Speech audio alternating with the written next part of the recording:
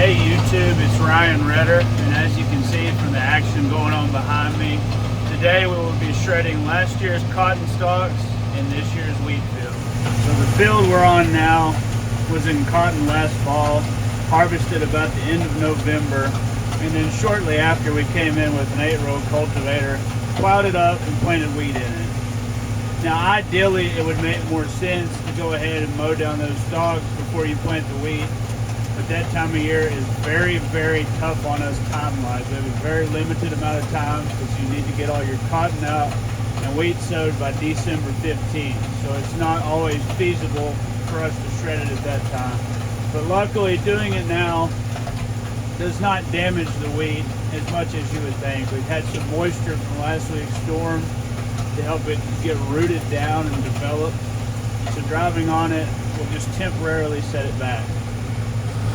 The tractor I'm on today is that same 7610 that I shot the original video in. There is no GPS, no auto steer, completely driving it by hand, old school, the way everything was done back in the day. I'm running an HX14 shredder. It covers about 14 feet or 4 40-inch rows. As one might imagine, by looking at the debris on the top manifold, it is very flammable.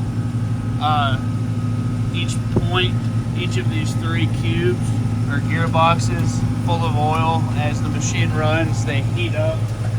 And so I try to clean my wood off about every hour to prevent too much buildup, which could ultimately start a fire.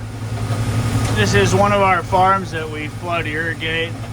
Last fall in cotton, it did okay, but not great. We had a pretty bad storm come through here on the 10th of June, which is near the end of the planting window for cotton for us. We typically don't go past June 20th on the planting. The storm came in, then wiped it out, so we planted it right at the end of the deadline, about the 17th of June. So therefore the growing season was a lot shorter than what is ideal. And when you have conditions like that, you can't expect to have a top end yield. So with all of that taken in factor, I am grateful for the yield we got off of it. After I shred this down, we'll spray this field, and then we'll be ready to put up our borders and start watering.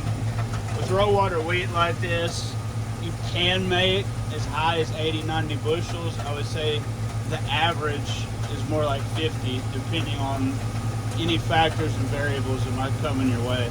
So that's all I've got for today's video. It was pretty brief. I plan on doing another one a week from now whenever we start spraying all these wheat fields for weed control. I promise I'm not wearing the same shirt as I was in the video I made a few days ago.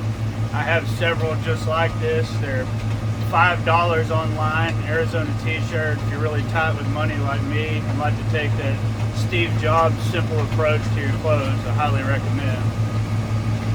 Unless there's a big repair that comes up and I want to do a how-to repair video, the next one will be spraying wheat fields. So thanks for tuning in, and I hope you enjoy.